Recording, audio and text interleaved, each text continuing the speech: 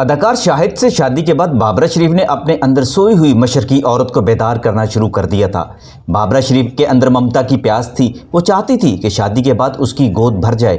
حالانکہ اپنے عروج کے زمانے میں کوئی ایکٹریس بچے پیدا کرنے کا سودا نہیں کرتی، مگر بابرہ شریف اپنا گھر بسانے کے لیے یہ سودا کرنے پر تیار تھی اور شاہد سے کہا کہ جب تک وہ اس کو گھر بنا کر نہیں دیتا انہیں گلبرگ میں بنگلہ کرائے پر لے لینا چاہیے تاکہ اس گھر کے اندر ان کے بچے کھیلیں کودیں۔ چنانچہ شاہد نے گلبرگ میں ہی ایک کرائے کا بنگلہ تلاش کر دیا۔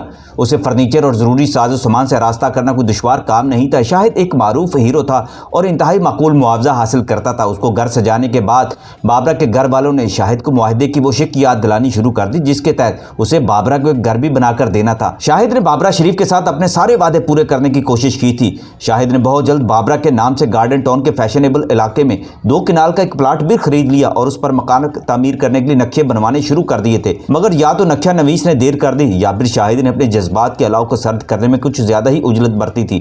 ابھی اس مکان کے لیے کوئی معقول نقشہ پسند نہیں کیا گیا تھا کہ بابرہ اور شاہد کی شادی کا نقشہ ہی بدلنا شروع ہو گیا۔ جذبات کی طوفان خیز آندھی تھمنے لگی تو شاہد نے پر پرزے نکالنے شروع کر دیے۔ دوستوں کی محفلیں اور ناو نوش کی مجلسیں پھر سے آراستہ ہونے لگی۔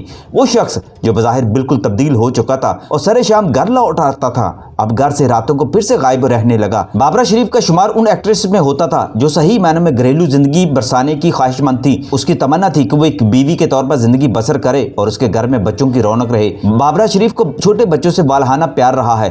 جہاں بھی کوئی بچہ نظر آتا وہ اسے دبوچ کر بیٹھ جاتی اور گود میں اٹھائے پھرتی رہتی۔ بچے اس کی کمزوری رہے ہیں۔ پہلے وہ جاننے والوں کے لیے بچوں سے کھیلتی اور دل بہلاتی رہی۔ سنا ہے بابرہ شریف نے اپنی اس کمزوری کو پورا کرنے کے لیے شیر کا ایک بچہ بھی پالا تھا اور اس کو بھی گود لیا تھا۔ شادی سے پہلے تو اپنی بہنوں کے بچوں کو گھر آنے پر ہمیشہ ان بچوں سے اپنا دل بہلایا کرتی تھی اور سارا دن ان کے ساتھ کھیلا کرتی تھی۔ وہ بچوں کے لیے ترستی رہی، مگر بدقسمتی سے اس کی آغوش ہمکتے ہوئے بچوں سے محروم رہی۔ اس کے دامن میں ممتا کے پھول نہ کھل سکے۔ اس کا گلشن ایسی تمام کلیوں کے چٹکنے کی آوازوں کو ترستا ہی رہا۔ بابرہ شریف نے شاہد سے بہت سوچ سمجھ کر شادی کی تھی۔ شاہد کی زندگی اس کے سامنے کھلی کتاب کی مانند تھی۔ پھر گھر والوں اور سہیلیوں نے بھی سمجھانے کی بہت کوشش کی، مگر بابرہ کی ضدی اور ہٹ درم طبیعت یہ تسلیم کرنے کو تیار نہیں تھی کہ اگر شاہد کو سچی محبت، خلوص اور ماحول فراہم کر دیا جائے تو وہ ایک قابل فخر انسان بن جائے گا۔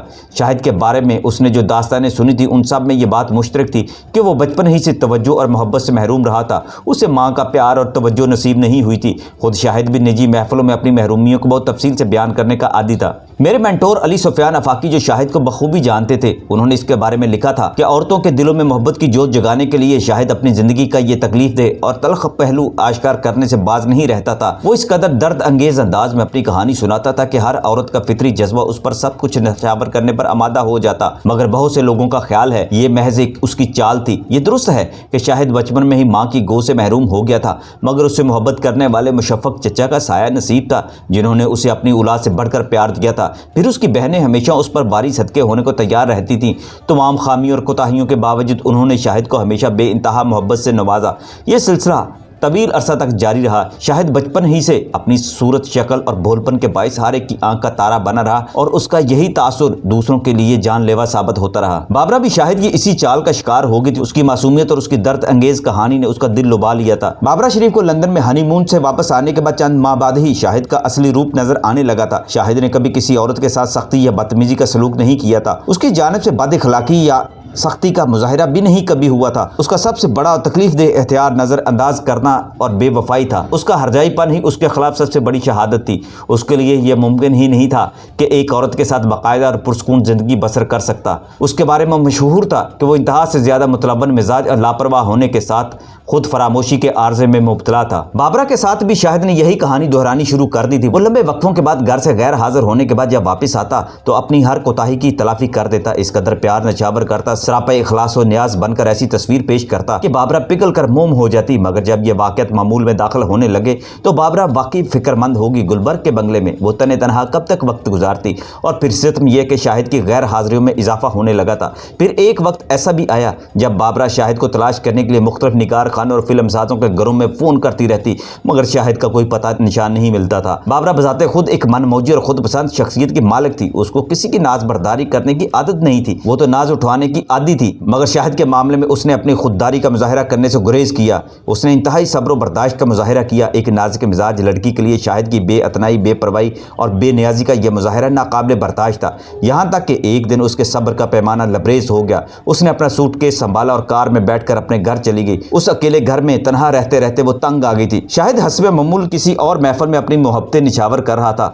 होश में आकर बाबरा का ख्याल आया तो घर पहुंच गया, मगर वहां बाबरा मौजूद नहीं थी। बाबरा को मनाने के लिए वो उसके घर पहुंचा। बाबरा और उसके घर वालों का गुस्सा पूरे अरूज पर था, मगर शाहिद की मासूमियत और बेबस कर देने वाली मुस्कुराहट के आगे किसी के ना चली। उसने सबसे माजरत का ऐसा अंदाज़ा अख्तियार किया कि बाबरा एक बार फिर उसकी बातों पर यकीन करने पर आमादा हो गई, मगर अगले ही बार फिर ऐसा वाक़या रूनुमा हो गया।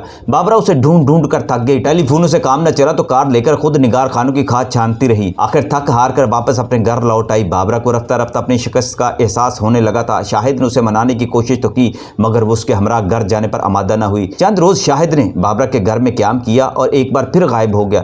मालूम हुआ कि आउटडोर शूटिंग के लिए सवात गया हुआ है। उधर बाबरा को एक फिल्म की शूटिंग के सिलसिले में मरी जाना था।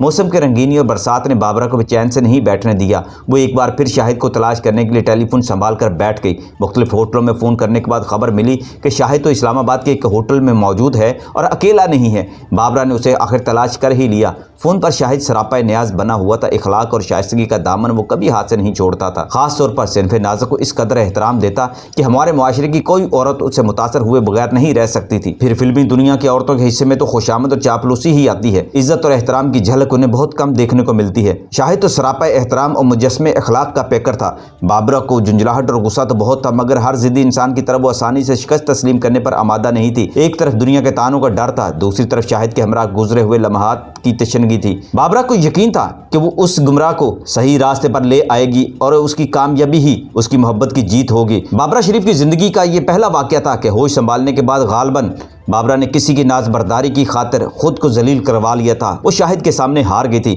शाहिद का वजूद बाबरा की जिंदगी में एक हवा का झोंका ही साबित हुआ और चला गया। जब उसने उसे थामने की कोशिश की तो उसकी मुट्ठी खाली रह गई। बाबरा शरीफ ने ऐसी शिकस्त, रसवाई, तौहीन और जिल्लत पहले कभी नहीं उठाई थी। दुनिया वालों के ताने इसके अलावा थे। फिर यह भी एक तल्ख हकीकत थी कि वो शाहिद से सच्चा प्यार करती थी। उसकी खातिर बाबरा ने लाखों के बोल सहे थे, दर्जनों उम्मीदवारों को मुस्तरद किया था, कई मालदार हाथों को झटका था। उसे शादी के लिए उम्मीदवारों की कमी नहीं थी। इंतखाब के लिए उसके सामने हर तरह के लोगों की कतारें लगी हुई थी, मगर उसने बिल्कुल मुख्तलिफ किस्म का तजर्बा करने की गर्ज से शाहिद का हाथ थामा था, मगर वो शाहिद को अपनाने में नाकाम रही थी। वो बाबरा जिसे अपने हुस्न जमाल, जिस्मानी रानाई और जहनी बरतरी पर फख्र था, जो समझती थी कि उसकी रफाकत की चंद लम्हों की तपिश भी बड़े से बड़े पत्थर दिल इंसान को भी पिघला कर बंदा बेदाम बना देती है। वो अपना सामून लेकर रह गई। एहसास शिकस्त, मायूसी और जाती तौहीन ने उसके दिल दिमाग को मजरूह कर दिया। ये सदमा मामूली न था, माली एतबार से यह घाटे का सौदा नहीं था। न्यू गार्डन का कीमती प्लाट भी उसके कब्जे में था। दुनिया भी रंगीन थी और उसके सामने खड़ी थी, मगर शाहिद की कमी ने उसकी जिंदगी को दागदार कर दिया था। बाबरा घर में बैठी अपने जख्म चाट रही थी और मायूसियों के डेरे उसके दिल में बैठ गए थे। फिर आहिस्ता आहिस्ता शाहिद उसकी जिंदगी से ही निकल गया और शाहिद ने भी पलट कर उसकी खबर ना ली।